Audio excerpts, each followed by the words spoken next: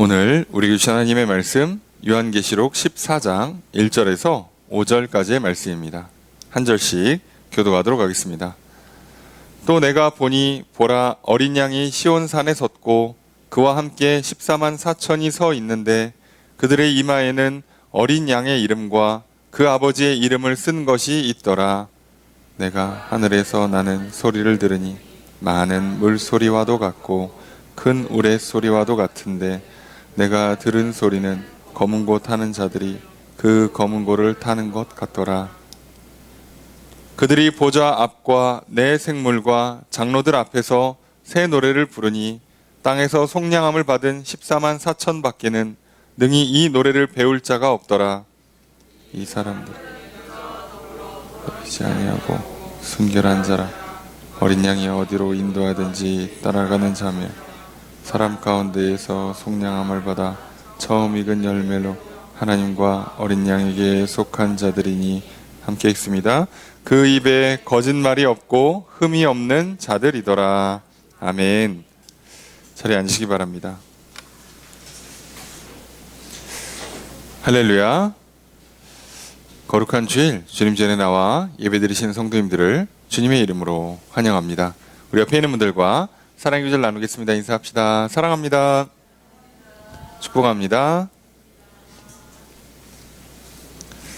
이 시간 주 앞에 나와 예배드리시는 성도님들에게 주님의 크신 은혜가 함께 있기를 주의 이름으로 축복합니다. 우리는 주일 낮 예배 시간에 요한계시록 말씀을 살펴보고 있습니다. 요한계시록 말씀이 이제 맨 앞에는 요한이 환상을 보는 장면과 또 7교회에 보내는 편지, 그리고 이제 환상의 메시지가 여러 가지 있지만 가장 핵심적인 메시지는 대재앙의 메시지입니다. 그것이 크게 세 가지 대재앙이라고 우리가 알고 있습니다. 인재앙, 나팔재앙, 대접재앙이죠. 그 중에 우리가 처음에 첫 번째 인재앙과 두 번째 나팔재앙까지를 살펴보고 나서 이제 세 번째인 마지막 대재앙인 대접재앙이 시작돼야 되는데 그 사이에 중간에 환상이 하나 다른 환상이 펼쳐집니다. 그래서 우리는 이것을 보통 막간 환상이라고 부르는데 사이에 뜬금없이 등장하는 이 환상이 주는 의미들이 있습니다. 그동안 총 두 번의 그 사이에 환상들이 있었고 이게 이제 그 사이에 중간에 재앙의 중간에 등장하는 환상으로는 세 번째 환상이죠. 이 세 번째 막간 환상이 있는데요. 이 사이사이에 등장하는 환상들은 그 각각의 메시지가 있어요. 재앙이 연속적으로 선포되고 있을 때 그것을 듣는 것만으로도 우리에게 부정과 좌절과 절망의 생각들을 가져다 줄 수 있어요. 아무리 하나님께서 재앙을 통제하시고 재앙 가운데 일하신다 하더라도 사람이기 때문에 계속 부정적인 이야기를 듣고 무서운 이야기만 듣다 보면 겁이 나죠. 그런 성도들을 향해서 그 사이사이 환상 가운데 하나님 분명히 말씀하십니다. 성도들을 지켜주겠노라고. 영원한 하늘나라로 인도하겠노라. 영원한 하늘 예배에 참여하게 해주겠다고. 또 두 번째 막간 환상을 통해서는 너희들이 재앙 가운데 그냥 재앙을 견디며 사는 인생이 아니라 너희들에게는 사명이 있다. 그것이 하나님 말씀을 받아 먹는 사명, 그리고 그 말씀을 증언하는 사명. 그 사명을 갖고 살아가라 라고 말씀하시죠. 그리고 이제 세 번째 막관 환상을 통해서 우리가 살아가는 이 삶이 영적 전쟁이라는 걸 가르쳐주고 있습니다. 이 영적 전쟁이라는 게 어찌 보면 막연하고 또 우리가 기본적으로 알고 있는 것과는 상당히 다릅니다. 그래서 굉장히 길게 자세하게 설명이 돼 있어요. 그게 12장부터 시작을 해서 13장, 그리고 오늘 우리가 살펴보는 14장, 그리고 정확히는 다음 주에 보게 되는 14장, 15장까지도 아마 이 내용이 이어진다고 봐야 돼요. 왜 이렇게 길게 설명하는가? 이유가 있죠. 우리는 기본적으로 영적 전쟁이라 그러면요, 사단이란 존재, 악한 영의 존재 자체를 잘 인지를 못해요. 그 실체를 모른단 말이에요. 그러니까 이게 어떤 전쟁인지 자체를 모르고 싸워요. 그러니 내가 학생이 시험 공부를 하는데 시험 범위도 몰라. 어떻게 공부를 하겠다는 거예요. 그냥 막연히 열심히 공부하면 뭐라도 잘 보겠지. 자, 이게 무슨 고등학교처럼 국영수가 뻔하고 거기서 거기다. 아, 어차피 수능 볼 거 다 공부하다가 그냥 이번 중간고사에 범위가 맞으면 좋겠다. 이러면 뭐라도 얽혀 들어갈 수 있겠지만, 만약에 대학, 뭐 대학원 또는 특별한 자격증 시험 같은 경우엔 범위를 특정한단 말이에요. 근데 내가 그 범위를 모른 채 막연히 다 공부한다는 건 사실 이 시험을 통과할 확률이 굉장히 떨어지겠죠. 우리 영적 전쟁도 마찬가지입니다. 우리가 무엇과 싸우고 어떻게 싸워야 되는지를 전혀 모른 채 그냥 싸운다. 그럼 우리는 사실 기도 이렇게밖에 못해요. 사단아 물러가라. 자, 이게 무슨 전쟁이에요? 이렇게 뭐 이렇게 여러분 그렇게 기도하시는 분들이 있다면 순수한 기도라 생각하고 뭐 그 기도 자체를 뭐라고 할 수는 없습니다만 그게 뭐냐고요. 그러니까 사단아 물러가라 해서 사단은 누구며 물러가라고 하면 물러간답니까? 생각해 보세요.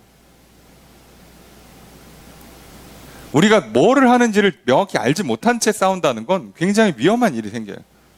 내가 아침에 일어났는데 배가 아파. 이게 안 먹어서 배가 고픈 건지 많이 먹어서 배가 아픈 건지 아니면 어디 병이 있는 건지를 알아야 밥을 먹을지 약을 먹을지 병원을 갈지 쉴지를 결정할 거 아니에요. 뭔지를 알아야. 그래서 요한계시록에서 가장 중요한 가장 핵심이 되는 이 재앙의 메시지 한가운데 도대체 이 재앙이 뭔지는 이미 충분히 설명을 하고 계세요. 사실상 성도들은 비껴가는 재앙이고요. 설령 휘말리더라도 하나님께서 지켜주시는 결국 하늘나라로 인도하시는 재앙이기 때문에 이 재앙 자체를 그냥 받아들이고 이 재앙 가운데 두려워하지 않고 그냥 우리가 갖고 있는 이 믿음 가지고 소망 가지고 사명 완수하는 삶을 살아가면 그냥 돼요. 그걸로 됩니다. 자, 그럼 우리에게 있는 문제는 좀 다른 문제가 생기겠죠. 어떤 문제가 있을까? 바로 이 전쟁 자체가 뭔지를 모른다는 문제에서 설명을 해줘요. 그럼 우리가 12장을 통해서 살펴본 내용이 뭐죠? 이 전쟁은 사단이 하나님을 대적하면서 시작한 전쟁이에요. 그래서 하나님을 대적하면서 어떤 전쟁을 이뤘냐? 예수 그리스도를 막아요. 예수 그리스도의 탄생을 막는 거죠. 예수 그리스도의 탄생이라는 건 사실 뭐 어떻게 막아요? 이미 계신 분을. 그런데 정확히는 이 땅에 오시는 걸 막는 거죠. 그래서 우리를 구원하시는 걸 막겠다는 거예요. 자, 그러니 이게 이 싸움을 시작했지만 이길 리가 없죠. 졌습니다. 쫓겨났어요. 심지어 이거 예수님이랑 싸운 것도 아니죠. 정확히는. 이 싸움 앞에 그냥 천사장이랑 싸워요. 어차피 천사 수준에 싸우는 거거든요. 자, 그것마저도 졌어요. 자, 그래서 쫓겨납니다. 그래서 이제부터는 어떻게 하냐? 하나님과 인간 사이에 중재하시는 예수님이 계시기 때문에 이제 이들이 더더욱 뭘 열심히 하냐? 고발, 고소, 참소를 열심히 해요. 이르는 거죠. 근데 그동안 이를 때에는 율법을 가지고 정죄하는 방법을 썼는데 예수 그리스도 때문에 이게 안 통해요. 자, 그래서 사단이 쓰는 전략이 뭐겠습니까? 예수 그리스도 안에서 율법을 가지고 정죄받는 게 그리스도인들에게 통하진 않는데 사단은 우리를 무너뜨리기 위해서 뭘 쓰겠냐고요. 율법이 여전히 유효하다고 만드는 거예요. 속이는 거죠. 그래서 우리에게 뭘 집어넣는 거예요? 정죄를 집어넣습니다. 근데 더 놀라운 건 사단이 그래도 천사급이기 때문에 나름 머리가 좋아요. 힘이 있어요. 그래서 어떤 일을 합니까? 굉장히 지혜롭게 인간에게 스스로 정죄에 빠지게 만드는 기술을 써요. 너무 다양하고 수많은 기술이기 때문에 일일이 다 여러분들에게 뭐 설명드릴 수도 없고 내용은 핵심은 그거예요. 그냥 하나님께서 괜찮다. 그리고 하나님께서 나를 완전하게 창조하셨고 완전하게 이끌어 주실 것이다. 사랑하신다. 이 정도로 충분하다. 괜찮다라고 하나님 말씀하시는데 사단은 자꾸 넌 그래서 안 돼. 너는 틀렸어.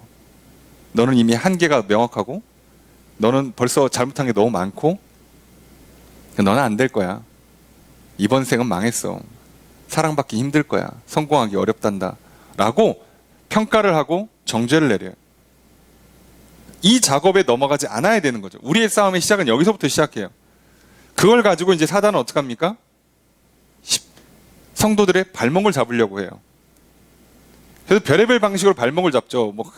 뭐 잡아 먹으려고 하고 뭐 홍수를 일으키고 휩쓸려 가게 만들고 난리를 칠 때 하나님 어떻게 하십니까? 날개를 달아서 끌어올리세요. 그래서 상관이 없는 싸움이 돼요. 그래서 이 싸움을 이기는 방법조차도 뭐라고 말합니까? 십자가의 복음과 그 복음을 증언하는 것으로 이긴다고 그랬잖아요. 우리가 믿음과 소망을 가지고 사명을 완수하는 삶을 살면 무조건 이겨요. 질 수가 없어요. 왜요? 사단이 공격하는 무기가 뭐라고요? 정죄라고. 용서받았는데 용서받지 않았다고 사기를 치는 거예요. 빚을 갚았는데 아직 빚이 남았다고 빚 독촉을 하는 거예요. 거기에 속으면 안 되죠. 근데 이 싸움이라는 걸 우리가 자꾸 잊고 살아요. 허구한 날 사단한테 소리치면 뭐예요?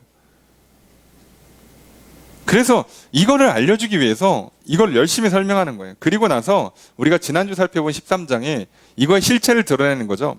얼마나 정말 애쓰고 노력해서 사기를 치는가, 얼마나 그럴듯한 거짓말을 해내는가 사단이. 그래서 어떻게 한다고요? 혼자서 안 될 것 같으니까 짐승 둘을 불러다가 마치 삼위일체의 비스무리하게, 그리고 짐승이 병들었다가 죽을 것 같은데 다시 살아나는 걸 보고서 부활한 것 마냥. 그리고 옆에서 바람 잡아서 두 번째 짐승을 경배하라고 막 세 번째 짐승이 이렇게 하고, 그리고서는 하나님께서 성도들에게 성령으로 인치시는 것처럼 이들이 어떻게 해요? 오른손이나 이마에다가 표를 받게 만들어서 사기를 쳐요. 근데 이 표를 받겠습니까? 여긴 천국 보장되는 표도 아니야. 예? 죄를 용서해주는 표도 아닌데 누가 받아요? 안 받을 것 뻔히 아니까 어떡합니까? 안 받으면 매매를 못하게 하는 방식으로 경제적으로, 정치적으로 제재를 가해서 받게 만들어요. 이게 좋아서 받아야 되는데 안 받으면 힘들고 불편하게 만들어 받게 하는 거예요. 우리도 마찬가지입니다. 여러분, 사단이 정죄하는 방식이요, 똑같습니다. 여러분, 뭐 한국 사람들은 유독 이게 좀 심하긴 한데 남이 하면 나도 해야 되잖아요. 뭐 이런 정서가 있어요. 우린 좀 갇혀 살다 보니까, 작은 땅덩어리에 갇혀 살다 보니까 맨날 보던 사람 보다 보니까 그런 정서를 가지고 사단은 우리를 괴롭힙니다. 그래서 어떤 방법을 쓴다고요? 남이 하면 나도 하게 만들어요. 자, 이걸 가지고 우리를 속여요. 그래서 생각해보면 우리가 조금 그냥 이렇게 비싼 옷, 좋은 옷 안 입어도 사는데 지장 없습니다. 대한민국이 뭐 겨울엔 좀 춥습니다만 그렇다고 우리가 뭐 히말라야 등반하는 건 아니지 않습니까? 그럼 엄청나게 뭐 30만 원, 50만 원을 그냥 넘어가는 그런 패딩을 입을 필요가 사실 없어요. 네. 추위 타시는 분은 차라리 핫팩을 넣는 게 낫지. 여러분, 거기 그 비싼 패딩 입어봐야 걷기만 힘들고, 그 시간 지나면 그거 관리하기만 힘들고 털 빠지고 돈만 아깝잖아요. 그런데 왜 입어요? 남이 입으니까요. 더 무서운 건요, 근데 나는 입을 필요가 없는데 그럼 입겠습니까? 그러니까 어떻게 입게 만들어요? 안 입는 사람들을 정죄해요. 넌 이것도 못 입냐? 유행이 뒤처진다? 돈 없나 보네? 뭐 센스 벗어? 이러면서 굉장히 정죄를 한단 말이에요. 비교, 시기, 질투로 불러일으키고 정죄를 해서 따라가게 만드는, 이런 방식으로 필요 없는 옷 사게 하고, 하지 않아도 되는 유행 따라가게 만들고, 괜한데 돈 쓰게 만들고, 신경 쓰게 만들고. 남는 것도 없는데 굳이 SNS 하느라고 안 찍어도 되는 사진 찍고. 예. 우린 그런단 말이에요. 그렇게 만든다고. 이런 방식으로 우리의 삶을 망가뜨리고, 이거와 똑같은 방식으로 우리의 신앙을 망가뜨려요. 야, 다른 종교는 이런 거 한다는데 니네는 그런 것도 안 하냐? 또는 다른 교회는 이런 거 한다는데 너네 교회는 이런 것도 안 하냐? 자, 이렇게 만들면 이제 무너지는 거예요. 여기에 속아 넘어가면 끝납니다. 무슨 상관이에요? 여러분 생각해보세요. 다른 교회는 크리스마스 트리를 한 2m짜리 했다는데 너네 1m짜리가 뭐냐? 자, 그럼 어떡하지? 자, 이렇게 되는 거잖아. 아니, 무슨 상관이에요? 2m짜리 놓으면 우리는 다요. 그러니까 할 필요가 없단 말이에요. 근데 여기에 정확하게 넘어간 게 언제죠? 기독교의 암흑기라고 말하는 중세 시대에 이들이 뭘 했어요? 영혼 구원을 위해서 복음을 받아먹고 복음을 증언하는 일에 힘쓴 게 아니라, 야, 너네 후배 주교가 성전을 새로 졌대, 성당을. 야, 더 크다. 야, 선배가 돼가지고 그게 뭐냐? 그래서 열심히 성전을 져요. 그러니까 왜? 멀쩡한데. 지은 지 얼마 안 됐는데. 고대의 건축 양식을 생각해 보세요. 이 사람들은 지면요, 보통 몇백 년씩 쓰거든요. 왜 고쳐, 이거를 갑자기? 지금처럼 거기에다 전기시설을 넣습니까? 뭐랍니까? 아무것도 안 하니까. 벽돌로 올려놓고 잘 지으면 건드릴 일이 거의 없어요. 그런데요, 그냥 때려 부셔요. 종교개혁의 단초가 됐던 성 베드로 대성당 증축 공사가 왜 일어났겠어요? 후배 주교가 새로 지어서 성 베드로 대성당을 맡은 주교가 나도. 근데 이 워낙 원래 가장 큰 거였는데 이제 갑자기 2등이 됐거든. 이걸 리모델링 하는 게 비용이 어마어마하게 들잖아요. 돈이 없어요. 이 돈을 만든다는 게 쉬운 작업이 아니에요. 단기간에. 그래서 어떻게 합니까? 사기를 쳐야죠. 장사를 해야죠. 그래서 뭘 만든 거예요? 면죄부를 판 거예요. 면죄부는 신학이 꼬여서 만든 게 아니에요, 사실은. 성경을 잘못 읽어서 만들어낸 이단 사상이 아니라 그거 하다가 넘어간 거예요. 사단은 이렇게 우리를 속이지. 여러분, 성경을 읽었는데 막 성경 말씀을 막 왜곡해서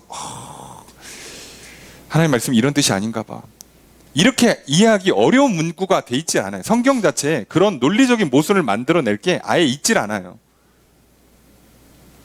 그냥 우리로 치면 중학교 수준이면 다 알아들을 수 있을 정도의 문장으로 돼 있습니다.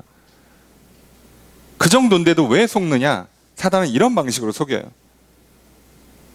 그리고 이게 우리의 영적 전쟁입니다. 근데 우리는 자꾸 다른 데로 싸우려고 그래요. 남들보다 더 열심히 기도해서 이긴다고? 다른 종교보다 우리가 더 열심으로 승부한다고? 여러분, 장담컨대요. 주님 다시 오실 때까지 교회는요, 이단의 열정을 이길 수 없습니다. 그럼 집도 나오고, 전 재산 팔아치우고, 하루 종일 아침부터 저녁까지 교회가 아니지. 아니, 거기 사시는 분들을 무슨 수로 이길 거예요? 못 이겨요. 왜 이겨요, 그리고? 그 사람들은 이겨서 뭐 하냐고. 우린 이미 이겼다니까요. 이걸 왜 이겨요? 이겼어요. 여러분, 이겼다고. 빚을 갚았다니까. 왜 빚 갚으라고 열심히 일할 필요가 없어요. 빚을 이미 갚았다고. 근데 왜 빚 갚느라고 죽으라고 열심히 일하냐고. 빚 갚아야 된다고 죽으라고 열심히 일하는 사람들이 왜 부러워요? 나는 빚을 갚았는데. 그러니까 저걸 보고 뭔가 열심히 살아야겠다. 나도 빚을 갚아야겠다. 그리고 열심히 살면 바보 되는 거예요. 갚았다니까요. 바로 이 싸움이에요. 우리의 싸움은. 그리고 이 싸움에 승리한 사람들이 이제 어떤 삶을 사는가가 오늘 본문부터 시작하는 거예요. 이게 얼마나 중요한가. 우리 다시 한번 기억했으면 좋겠어요. 여러분, 절대로 속지 마십시오. 사단이 쓰는 방법이 뭔가. 이 거짓말, 속임, 그럴듯하게 만들어서 우리를 정죄하고 우리를 무너뜨리려는 이 사단의 방식에 절대 넘어가시면 안 돼요. 자, 그렇다면 이제 우리가 사는 동안에 영적 전쟁을 치를 수밖에 없고 치러야 하고, 어차피 이긴 싸움이에요. 사단은 하늘 전쟁에서 패배했고 이 땅에서도 패배해요. 싸워선 절대 이길 수 없으니까 속여서 이기려고 그래요. 그래서 이 사람이 이겼는데 알아서 속아서 승리를 반납하게 만드는 전략을 쓰는 거예요. 절대 싸워서 못 이기니까.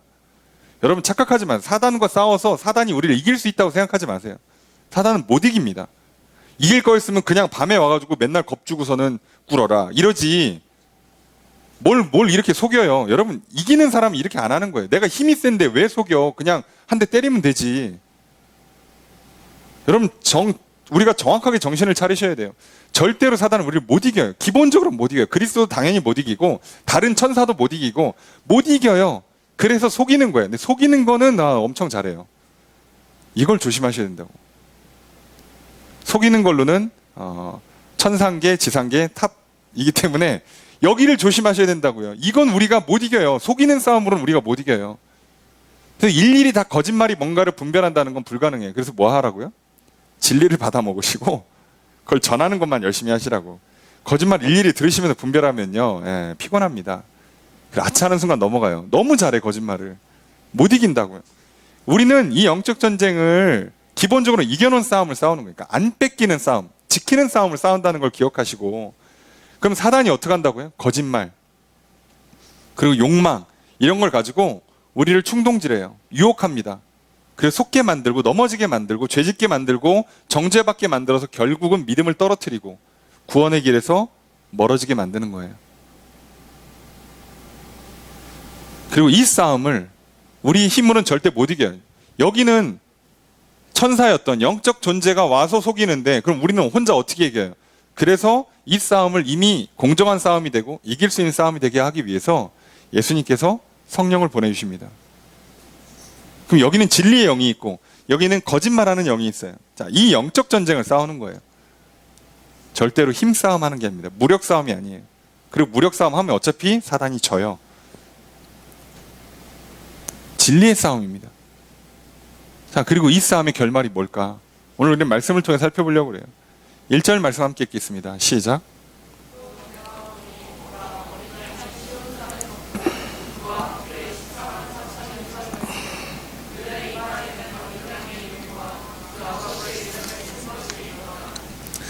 자, 내가 보니 보라라고 돼요. 자, 보라는 감탄사이면서 또는 뭐 청유, 권면하는 말이기도 한데 내가 봤는데 와 이렇게 하는 거죠. 어린 양이 시온산에 서 있다. 어린 양이 시온산에 서 있는데 뭐 이렇게 놀랄 일이냐고. 우와 봐봐 와 이렇게 할 이유가 없잖아요. 이게 무슨 얘기겠어요? 어린 양이 시온산에 서 있다는 것 자체가 그냥 서 계신다. 야 예수님 앉아만 계시다가 오늘 특별히 서 있었어. 이런 뜻이 아니라 지금 영적 전쟁입니다. 영적 전쟁 중에 산 꼭대기에서 왕이 서 있다. 이건 이겼다는 뜻이에요. 그러니까 13장 생각해 보세요. 용 나오지, 짐승 2마리 나오지, 뭐 별생 쇼를 다 하잖아요. 뭐 666 나오지, 뭐 죽었다 살아났다느니, 뭐 우상 만들라느니, 표 받으라느니, 별짓 다 하는데 여기는 막 난리가 나고 막 시끄럽고 별짓 다 하고 있는데 보니까 저기는 예수님 어떻게 하고 있어요? 그냥 서 계세요. 이겼어 이미. 이기셨어. 그냥 서 계십니다. 그러니 이 정신없고 복잡한 거 보지 말라고요. 이거 봐서 뭐해? 그냥 여기를 보면 끝나는 거예요. 예수님은 서 계세요. 이기셨다고요. 우리의 죄를 용서해 주셨고 우리를 사망에서 생명으로 건져 주셨습니다. 게임이 끝났어요. 승리했습니다. 근데 더 놀라운 건 거기에 뭐라고요? 이 놀란 이유가 이것 때문이 정확히는 그와 함께 14만 4천이 서 있는데 여러 번 말씀드립니다만 숫자, 인물, 시간, 장소 특정하시면 100% 이단이에요. 14만 4천 명만 서 있는다. 현재만 전 세계 인구가 한 70억이 넘어가는 상황에서 14만 4천은 너무 그렇죠? 아닙니다. 12지파와 12사도를 대표로 하는 하나님의 백성들 거기에다가 많은 의미의 천을 곱해버리면 14만 4천이 나와요. 그리고 사실 12지파에서 각 지파마다 12,000씩 나온다는 게 그게 더 이상한 거죠. 그러니까 말이 안 되는 건데 상징입니다. 그래서 어린 양이 승리해서 시온산 위에 서 계시고 그 옆에 성도들이 함께 서 있구나. 저기서는 뭐 용이 나오고 짐승이 2마리가 나오고 막 머리가 7개고 막 관을 쓰고 막 죽었다 살아나는 것 같고 막 표를 주고 난리를 쳐도 못 이겨요. 그 얘기입니다. 못 이긴다고요. 세상 사람들이 와서 우리한테 얘기합니다. 너네 교회도 이런 거 해야 되지 않겠냐. 옆에 교회 봐라. 너네 목사님도 좀 이거 하라 그래. 야 교회에서 이런 것도 좀 하고 이런 것도 좀 꾸미고 이런 것도 좀 하고 성도가 좀 이렇게 이런 거 하시고 옷이 그게 뭐냐. 너는 왜 좀 해라. 좀 이것저것 해라. 저거 수많은 생각과 수많은 거짓말과 수많은 유혹들 우리를 난리를 칠 때 좀 더 예뻐져야 된다. 좀 더 이런 걸 꾸며야 된다. 좀 더 잘나야 된다. 너도 이런 거 가져야지. 누려라. 막 난리를 칠 때요. 그냥 우린 뭐만 보면 돼요? 승리하신 예수님만 바라보시면 돼요.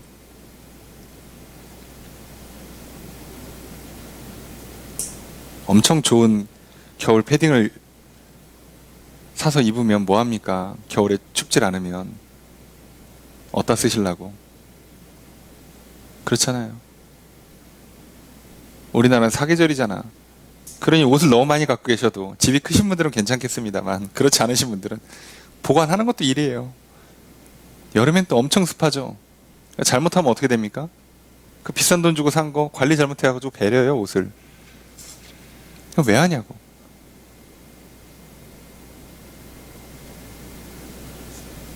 유행이라는 게요. 그때는 되게 멋있고 좋은데요. 시간 지나고 사진 보면요. 보기 힘들어요. 왜 그랬을까? 굳이 그걸 내가 왜 그랬을까? 그죠. 저희 어린 시절이 아니죠. 저희 옛날에 어르신들 아니 저희 부모 세대 분들 대학 다니실 때 머리 기르고 그러셨잖아요. 남자분들이 장발이라고. 아, 그때 얼마나 멋있었겠어. 나름 뭔가 있었을 거예요. 그죠? 머리, 어깨까지 오냐, 뭐, 귀 밑 5cm냐 해서, 뭐, 이렇게 머릿결이 어떠냐. 우리도 그렇잖아요. 투블럭이 어떻고, 뭐, 샤기 컷이 어떻고. 별소리 다 해봐야 시간 지나면 그냥 그 머리가 그 머리예요. 왜 거기에 그렇게 시간을 쓰고 돈 썼냐고. 예. 그것 때문에 마음 졸이고, 시간 낭비하고, 또 비교 당하고, 또 미용실 가는데 좀 머리가 잘못 나온 것 같으면 또 막 슬프고, 또 그렇게 열심히 꾸몄는데 사람들이 인정 안 해주면 막 괴롭고, 이게 그걸 왜 하냐고요. 필요가 없는 거예요, 그냥. 단정하면 끝이에요. 어차피 하나님 앞에 어차피 다른 거 소용이 없어요. 그걸로 끝나는데 우리는 거기에 속는단 말이에요. 자꾸 난리를 치니까. 막 시끌벅적하고 막 그럴듯하고 막 대단한 일이 있는 것 같으니까 속지만 정작 승리는 예수님이 하셨고 승리자들은 저기서 그냥 가만히 조용히 서 있어요. 패배자들끼리 뭐 난리를 치고 있는데 그거 왜 관심 갖냐고 이거죠. 그리고 여기에는 진짜 효력 있는 표가 있잖아요. 이마에 어린 양의 이름과 그 아버지의 이름을 쓴 걸 가진 사람들. 이마에 표를 받았다고 말하는 성령으로 인치심을 받은 성도들은 그냥 어린 양 옆에 서 있어요. 승리를 누립니다. 그래서 우선 하나 기억해야 되는 건 이거예요. 첫째로 이 영적 전쟁은요. 이미 이겼기 때문에 여러분 우리는 이긴 겁니다. 아무리 재앙이 반복되는 인생살이라 할지라도 아무리 처절한 시련과 시험이 온다 할지라도 사단이 난리를 치고 세상이 풍조가 요동을 치고 이래도요. 성도는 이깁니다. 그걸 잊지 마십시오. 이 사실을 믿고 가십시오. 사단은 자꾸 질 것처럼 아니 이겨야 된다고 싸워야 된다고 속이는데 아니요. 이긴 거예요. 이겼는데 그 승리의 영광을 뺏어가려고 하는 겁니다. 이기기 위한 싸움을 싸우는 게 아니에요. 여러분 우리는 죄 용서를 받았습니다. 죄 용서를 받기 위해서 열심히 사는 게 아니에요. 죄 용서받고 구원받아서 하나님의 자녀된 것을 뺏기지 않기 위해서 사는 거라고요. 이 차이가 얼마나 큰지를 여러분이 기억하셔야 돼요. 그러면 이게 뭐 그냥 되게 귀한 물건이라고 치고, 자, 이거를 얻기 위해서 내가 돈 버는 게 아니라 나는 이걸 계속 유지 관리하기 위해서 여기다 꾸준히 돈을 쓰는 거예요. 배터리도 좀 갈아주고, 예? 이렇게 겉도 좀 닦아주고, 그런 내 돈을 쓰는 거라고요. 이걸 사기 위해 돈 버는 게 이미 이건 내 거예요. 예수 그리스도의 십자가의 보혈 때문에 나는 이미 하나님 자녀가 됐어요. 용서받았습니다. 그 이름을 부르고 그 이름을 고백할 수 있는 믿음이라면 충분합니다. 이제부터는 안 뺏기는 싸움이에요. 구원을 얻기 위한 싸움이 아니라 구원을 뺏기지 않는 싸움. 복을 받기 위한 싸움이 아니라 복을 뺏기지 않기 위한 싸움. 그래 여러분 복이 없는 인생이라고 착각하지 마십시오. 복이 없는 게 아니라 복을 줘도 지금 못 받고 계신 걸 가능성이 높아요. 안 주시는 게 아니라 뺏기는 경우가 더 많습니다. 사단이 야금야금 잘 뺏어가고 있는 거죠. 그래서 정확하게 하셔야 돼요. 내가 승리했다는 걸 믿고 용기 내시고 담대히 살아가시고 해야 될 것들을 하시면 됩니다.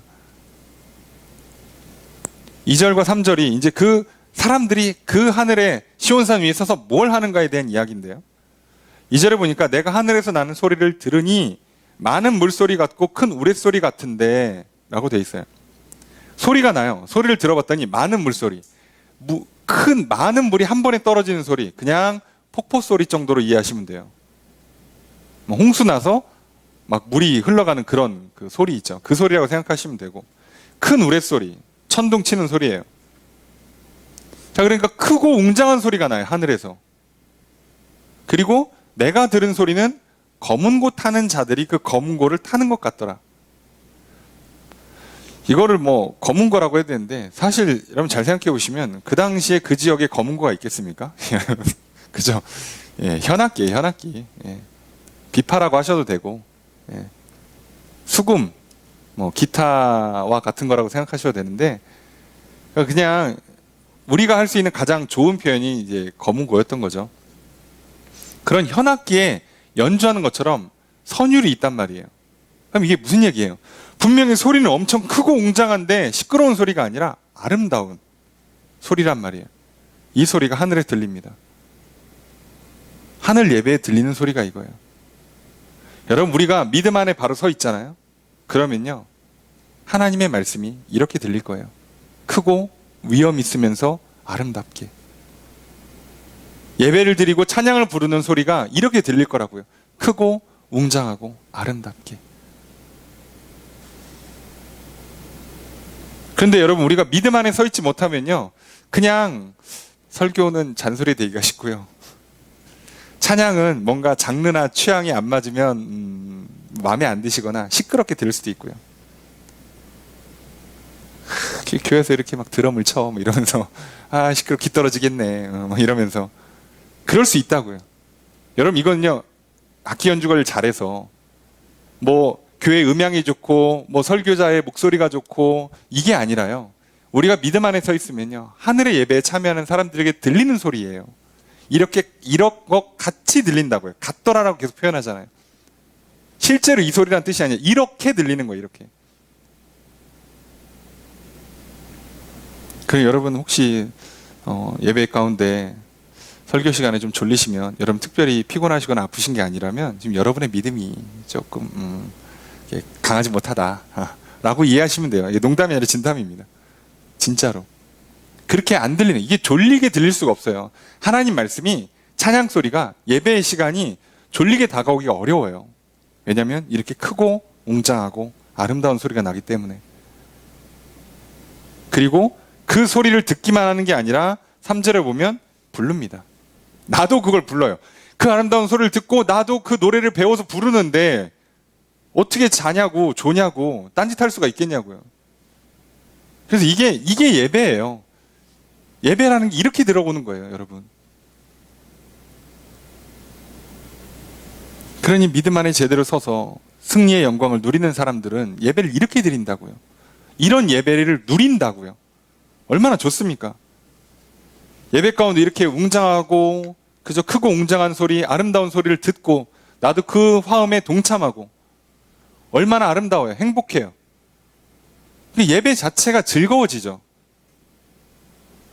여기에 뭔가 막 화려한 걸 보여주고 뭔가 굉장히 전문가적인 그 음악을 구현해서가 아니라 내 믿음 때문에 그렇게 들리는 거예요. 내 신앙 안에서 내 소리가 그렇게 들어온다고요. 그래서 된다고요. 여러분, 그래서 우리가 예배 가운데 이런 아름다움과 행복과 기쁨과 만족을 누리는 건요, 교회가 서비스로 제공하는 게 아니라요, 나의 신앙 안에서 이미 이걸 누리냐 못 누리냐가 결정 난 거예요. 그래서 여러분, 괜히 야 다른 교회는 음향 시설을 바꿨다더라, 다른 교회는 뭐 악기 좋은 거 쓴다더라, 돈 줘가면서 전문가 연주자들 고용한다더라. 여러분, 해도 좋은데요, 본질은 아니에요. 그걸 한다고 해서 되는 게 아니에요. 핵심은 그리스도가 서 계시고 그 옆에 성도가 서 있어서 그렇게 예배를 드린다면, 우리가 예수 그리스도의 십자가의 보혈을 받아들이고 그 이름을 부르며 그 믿음 안에 서서 예배를 드린다면요, 이미 우리는 어디에서 드려도요, 그 말씀 한 말씀 한 말씀이, 찬양 한 곡조가 다 크고 웅장하고 아름다운 소리를 들리게 돼 있어요. 그리고 내가 부른 소리가 나에게 그렇게 들려요. 그래서 늘 예배에 감격이 있는 거고요, 예배가 기쁘고 즐거운 거고요. 그렇게 드리는 겁니다. 오늘 저와 여러분들의 예배가 그렇게 되기를 소망하고요, 우리가 이 기쁨을 빼앗기지 않았으면 좋겠어요. 사단은 이걸 뺏는 거예요. 자꾸 좀 소리가 안 좋으니까 악기 좀 바꿉시다, 여기 돈 좀 써서 여기다 전문가 좀 데려와서 앉힙시다. 자꾸 그렇게 만드는 거예요. 그래서 전문가 앉혀놓으면 크고 웅장하고 아름다운 소리가 나는 게 아니에요, 여러분. 소리는 좀 깔끔해지겠죠. 비싼 음향 시설을 갖춰놓으면 소리는 더 깨끗하게 들리겠죠. 근데 크고 웅장하고 아름다운 소리가 나는 게 아니라고요. 그것은 그리스도 안에서, 믿음 안에서 누릴 수 있는 복이에요. 이거는 세상적인 걸로, 육체적인 걸로, 물질적인 걸로 만들어내는 게 절대 아닙니다. 그러니 사단이 자꾸 그렇게 우리를 속일 때마다 기억하십시오. 우리가 교회가 좀 더 규모가 커지고 재정이 넉넉하면 뭐 기회에 따라서 음향도 좀 좋게 만들고 악기도 좋게 만들고 또 전문가를 고용해서 심지어 뭐 어떤 의미에서는 막 그 사례를 해가면서 쓸 수 있어요. 근데 그거는 그냥 사정의 문제예요. 상황의 문제라고. 예배의 진짜 본질은 내가 그리스도 안에서 함께 서서 이 믿음의 싸움에 승리해서 그 크고 웅장하고 아름다운 소리를 듣고 나도 그 노래에 함께 부르며 나아가느냐이죠. 여러분, 그걸 빼앗기지 마십시오. 이 예배의 감격을, 이 예배의 그 아름다움을 절대 빼앗기지 마십시오. 얼마나 귀한 겁니까? 놓치지 마십시오. 그래서 우리가 이렇게 예배를 드리는 거예요. 그러니까 여기 뒤에 써있는 능히 이 노래를 배울 자가 없더라. 이 14만 4천 말고는 이 노래를 배울 수가 없다. 이 노래를 따라 부를 수가 없다고 얘기하는 게 이거예요. 노래인데 왜 못 불러? 생각을 해보세요. 아니, 곡조라며, 음율이라며, 그러면 악보 보고 따라하면 되지. 근데 안 된다니까요. 그런 노래가 아니라서. 그런 차원의 문제가 아니기 때문에. 그래서 여러분 생각해 보세요. 만약에 여러분이 믿음으로 하나님의 말씀을 듣는 게 아니라면, 심지어 뭐 여기 음향시설을 업그레이드 하거나 아니면 여러분이 막 영상으로 본다 할지라도요, 전혀 감격이 없어요. 그렇게 되는 게 아니에요. 오늘 우리가 세상이 줄 수 없는 이 크고 웅장하고 아름다운 노랫소리, 그 하나님의 음성, 우리가 예배 가운데 듣고 누리며 여기서부터 미리 맛보면 살아가시고요, 영원한 하나님 나라에 들어가서 그걸 만끽하시면 됩니다. 그런 이건 우리가 뭘 해서 더 만들어내는 게 아니라 이미 우리에게 주어진 것이 우리가 누려야 되는 것입니다. 그리고 사단이 이걸 뺏으려 할 거예요. 그러니 우리의 영적 전쟁은 매 주일 예배 때마다, 하나님을 예배할 때마다, 기도할 때마다, 말씀을 읽고 배울 때마다 이걸 뺏기지 마십시오. 그게 우리가 싸워야 되는 영적 전쟁입니다. 그걸 기억하시면 됩니다. 자, 그랬더니 자, 이제 어떤 사람들인가? 자, 4절과 5절 말씀, 누가 이거에 참여하는가 이제 구체적으로 설명하죠. 함께 읽습니다. 시작.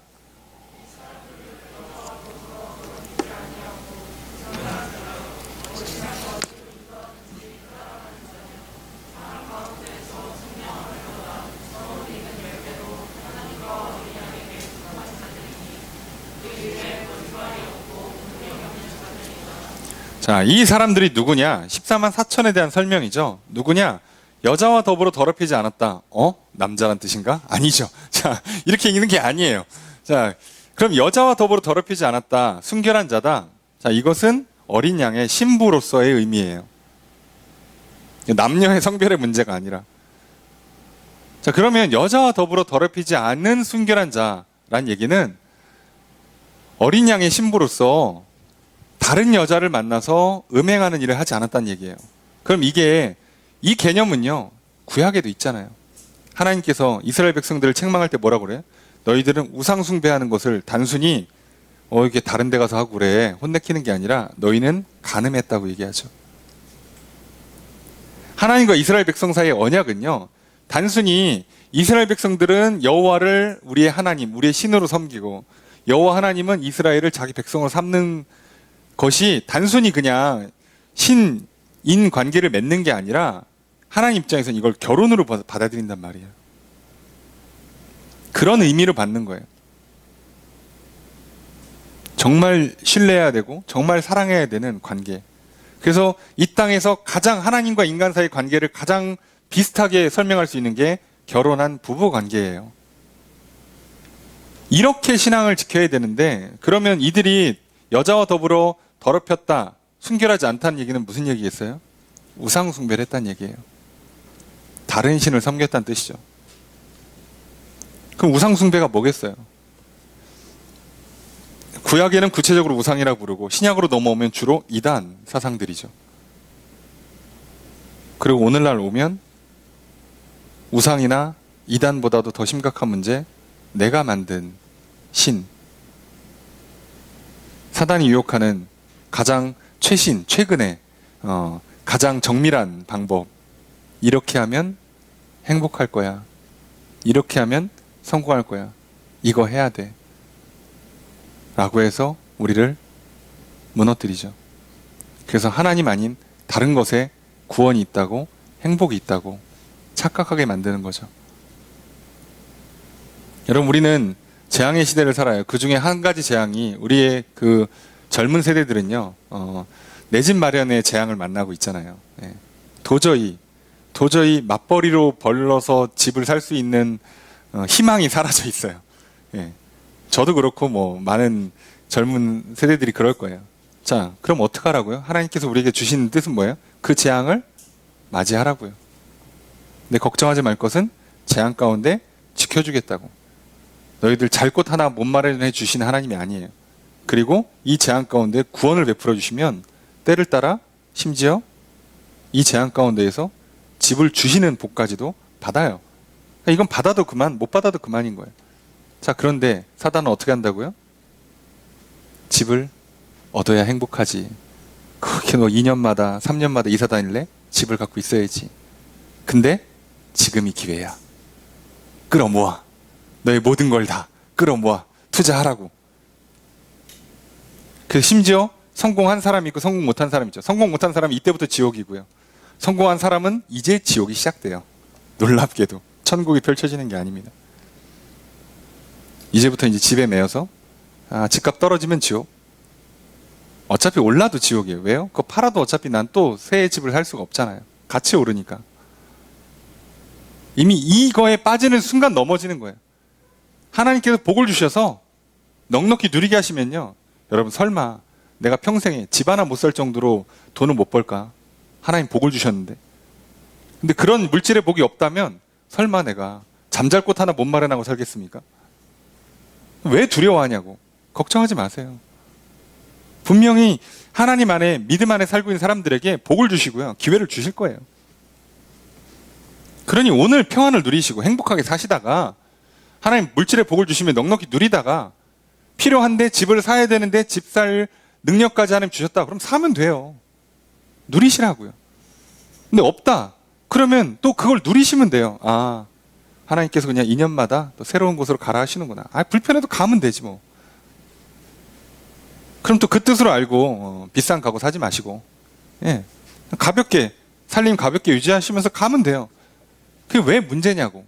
근데 사단은 속인단 말이에요. 집이 없으니 넌 불행해. 넌 망한 인생이야. 이 땅에서도 그렇게 살아놓고 천국 갈 생각하지 마. 이렇게 우리를 정죄하고 참소할 때마다 거기서 우리가 넘어진단 말이에요. 속지 마십시오. 자, 이런 우상숭배 안 빠지는 거예요. 우상숭배, 이단, 그리고 내가 만든 신으로 표정되는 하나님 외에 다른 것을 절대 믿지 않는 거죠. 오직 하나님만 믿는 거예요. 이 싸움에 이긴 사람들이 그 자리에 서서 이 아름다운 예배에 참여하면서 영원한 생명을 누리는 거 아니겠습니까? 그리고 그걸 우리는 지금 이때요, 그죠? 지금 미리 맛보며 살아가는 거잖아요. 두 번째가 어린 양이 어디로 인도하든지 따라가는 자예요. 자, 핵심은 어디로예요? 어디로 보낼 줄 알고, 예, 뭐 알면 뭐합니까? 가라는 대로 가면 되지. 내일 일을 우리가 어떻게 알겠어요? 오늘 공부하라면 공부하고, 오늘 일하라면 일하고, 오늘 쉬라면 쉬는 거지 뭐. 내일 일을 어떻게 알아? 안식일에 쉬어. 그럼 쉬는 거예요. 뭐 복잡합니까 인생? 내가 지금 공부할 수밖에 없는 상황이 만들어졌어. 내가 일을 좀 해야 되는 상황이 됐어요. 하면 되지. 왜? 기도하래. 슬픔이와 괴로움이와 기도하래. 누가 봐도 기도하래. 아니, 기도할 제목들이 막 자꾸 와. 기도하면 되죠 뭐. 어디로 인도하든지 가는 거예요. 그러면 그분은 선한 목자라 우리를 결국 어디로 인도하신다고요? 푸른 초장, 시냇물로 이끌어 주십니다. 결국은 쉬게 하세요. 결국은 만족하게 만드실 거란 말이에요. 지금 당장 공부하기 싫은데 공부하라고 하니까, 일하기 싫은데 일하라고 하니까, 귀찮은데 뭐 시키니까 따라가지 않겠다라고 하면 어떻게 마지막 시온산에 서 있을 수 있겠냐고요. 그 끝에 천국이 있는데, 그 끝에 푸른 초장이 있는데 그걸 안 따라가면 어떡하냐고. 어디로 인도하든지 따라가는 거예요. 믿음이란 건 그런 거죠. 믿습니다 그러고서는 가자 그랬는데 내일 가면 안 될까요? 자, 이러면 그건 믿는 게 아니에요. 오늘 가야 되기 때문에 오늘 가자고 하시는 거잖아요. 여기를 꼭 가야 하니까 가라고 하시는 거잖아요. 왜 하나님께서 유독 나를 이 시대에 대한민국에 태어나게 하셨을까? 하나님은 그렇기를 원하셨고 그 가운데 능히 구원을 이루실 거니까 부르셨잖아요. 그럼 다른 나라 한번 골라보세요. 어디가 좋으신가? 어디가 뭐 딱히 답이 있습니까? 그냥 어디로 가든지 따라가는 거예요. 그게 우리의 삶의 방식이죠. 세 번째는 사람 가운데 속량함을 받아 처음 익은 열매로 하나님과 어린 양에게 속한 자들이다. 용서받고 하나님의 자녀가 된 사람들이에요. 자, 이걸 받은 사람들이에요. 그래서 열매를 맺은 사람들, 받아들여서 소화시킨 사람들, 예수 그리스도의 십자가의 복음을 받아들이고 믿은 사람들은 하나님의 자녀가 되죠. 여러분, 이 세 개가 다른 말이 아니라 같은 말이에요. 예수를 믿는다, 복음을 듣는다, 영접한다가 결국은 다른 신을 섬기지 않겠다는 얘기고, 결국은 어디로 인도하든지 따라가겠다는 얘기잖아요. 이게 지금 한 사람에 대한 설명이잖아요. 14만 4천에 대한, 성도들에 대한 설명이에요. 되게 똑같은 거예요. 그러면 하나님의 그 속죄의 공로를 받아들이고 용서받고 하나님의 자녀가 되면 나머지 것들도 당연히 될 거고, 그러면 그 승리의 영광, 최후의 하늘 예배에 그 크고 웅장한 아름다운 소리 가운데 예배를 드리는 거잖아요. 게다가 5절에 보면 그 입에 거짓말이 없고, 이게 정확하죠. 사단은 입만 열면 거짓말이잖아요. 전문가. 근데 성도는 거짓말이 없어요. 목사님, 저기 세상을 사는데 어떻게 거짓말 안 하고 삽니까? 거짓말하기 싫으면 말을 안 하시면 되고요. 말을 할 거면 거짓말 하지 마세요. 아니, 저기 환자인데 저기 곧 돌아가시게 생겼는데 어떻게 거짓말 안 하냐고. 예, 거짓말 안 하실 수 있어요. 왜요? 우리에게 죽음은 두려움의 대상이, 피해야 될 대상이 아니에요. 병원에 갔는데 심각한 질병이래. 그럼 애들로 말하고 아니라고 말하면 뭐 낫습니까? 그 우리에게 뭐가 두려운 거냐고. 병을 주시면 받고, 치료 주시면 받고, 그 병을 못 이겨서 결국 죽음을 맞이하면 하나님 나라 가면 되고, 우리에게 왜 거짓말이 필요하냐고. 내가 거울을 보니까 이렇게 생겼어. 여기를 뭘 꾸밀 필요가 없잖아요. 그냥 이렇게 생긴 거예요. 내 성적이 이렇고, 내 외모가 이렇고, 내 성격이 이래요. 그거 왜 여기다가 거짓말을 붙여서 괜찮을 거야, 그 정도도 충분해 라고 할 필요가 전혀 없잖아요. 이미 이걸로 완전한데 왜? 하나님 괜찮으시다는데 뭐. 그렇잖아요. 우리에게 거짓말이 필요하지 않아요. 세상살이에 필요한 그런 립 서비스가 필요하지 않다고요. 세상에선 살기 위해서 어쩔 수 없이 립 서비스를 해야 된다 칩시다. 예? 하지만 우리가 교회 안에서 성도들의 교제 가운데 할 필요는 없잖아요. 그리고 나 자신한테 그걸 할 필요가 전혀 없는 거예요. 성도들은 그렇게 삽니다. 우리가 이 삶을 사는 거예요. 게다가 흠이 없는 자들, 이것도 잘 보셔야 돼요. 어떻게 흠이 없을 수 있냐? 흠이 있죠. 사람인데 어떻게 실수 하나 없고 죄 하나 안 짓고 이렇게 무흠하게 완전 무결하게 살아갈 수 있겠냐고요. 못합니다. 근데 왜 흠이 없는 사람이라고 하실까요? 이건 하나님 보실 때예요. 우리가 의로워서가 아니라 의롭다고 해주시는 거잖아요. 칭의잖아요. 내가 너 의롭다고 하마. 우리는 의로운 게 아니에요. 게다가 또 죄를 질 거야. 실수할 건데 의롭다고 해주시는 거예요. 그걸 받아들이느냐의 싸움이라니까요. 아니, 하나님이 오셔갖고 내가 사는데 빚을 좀 졌어요. 빚을 갚아줘. 예수님이 오셔가지고 내가 네 빚 갚아줄게. 그럼 어떻게 하면 돼요? 아, 감사합니다. 저걸 받으면 되지. 근데 우리가 뭐라 그래요? 아이고, 그걸 왜 예수님이 갚아주십니까? 제가 갚아야지. 10년 열심히 일하면 어떻게 좀 갚지 않겠습니까? 뭘, 예수님 그런 거 안 하셔도 돼. 이건 제가 갚습니다. 죽어요, 그거. 그렇게 하면. 갚아주시겠대잖아요. 우리를 흠 없는 걸로 인정해 주시겠대잖아요. 우리를 의롭다고 해주시겠대잖아요. 받으시라고. 그리고 이제 그걸 뺏기지 않는 싸움을 싸우라니까 왜 자꾸 딴 싸움을 싸워? 의로워지는 싸움은 우리가 못 이겨요. 절대. 해낼 수 있는 싸움이 아니에요. 우리의 갖고 있는 힘과 능력으로는요, 소위 말하는 성공, 행복, 평안, 구원을 얻을 수가 없어요. 못한다고요. 그러니까 주신 걸 받은 다음에 안 뺏기는 싸움을 싸우는 거라고. 이게 우리의 영적 전쟁의 실체이고, 이게 우리가 누려야 될 복인데 사단은 자꾸 속인다고. 아니야, 너 빚 갚아야지. 아니야, 너 그걸 해내서 네가 누려야, 차지해야지. 무슨 소리야. 어허, 정성이 부족하다. 아, 좀 더 노력을 해야지. 그렇게 우리를 속인다고요. 이게 성도들의 모습이에요. 그리고 이게 오늘 저 여러분들의 모습이 돼야죠. 오늘 이 말씀을 통해서 이 영적 전쟁의 끝이 무엇인가? 결국 승리가 있음을, 그 승리의 영광이 있음을, 그 영광 가운데 우리가 하늘 예배, 그 크고 웅장하고 아름다운 소리를 듣고 그 찬양을 함께 부르는 예배에 드리는 그런 영원한 하늘나라 백성, 영원한 하늘 예배에 참여하는 성도가 될 거라는 거죠. 그러니까 기억하십시오. 우린 이미 이 싸움에서 이겼습니다. 우리가 받아야 될 것들이 이런 것들입니다. 이 좋은 거를 뺏어가려는 존재가 하나 있어요. 그러니 그것만 조심하십시오. 승리하기 위한 싸움이 아니라 따지고 보면 승리를 빼앗기지 않는 싸움을 싸우는 거예요. 구원을 얻기 위한 싸움이 아니라 얻은 구원을 안 뺏기는 싸움이에요. 복을 받기 위한 싸움이 아니라 받은 복을 뺏기지 않는 싸움이라고요. 하늘 예배 같은 예배를 만들기 위해서 우리가 열심히 막 예배를 준비하고 예배 1시간 드리는데 준비는 5시간씩 하고 그런 게 아니라요. 이미 우리에게는 충분히 크고 웅장하고 아름다운 말씀의 소리가, 찬양의 소리가 넘치는 예배인데 그걸 안 뺏기기 위한 싸움을 싸우셔야 된다고요. 그러니 죽으라고 우리는 어떻게 보면 기도해야 되는 거고요. 말씀을 받아 먹고 전하는 싸움을, 사명을 열심히 하셔야지 뭘 이렇게 악기를 바꾸고 전문가를 모시고 열정과 막 피와 땀을 흘려가면서 하는 게 아니라고요. 여러분, 이제 우리는 이 싸움을 싸웁니다. 사단이 갖고 있는 이 수많은 거짓과 유혹의 싸움을 싸우셔야 합니다.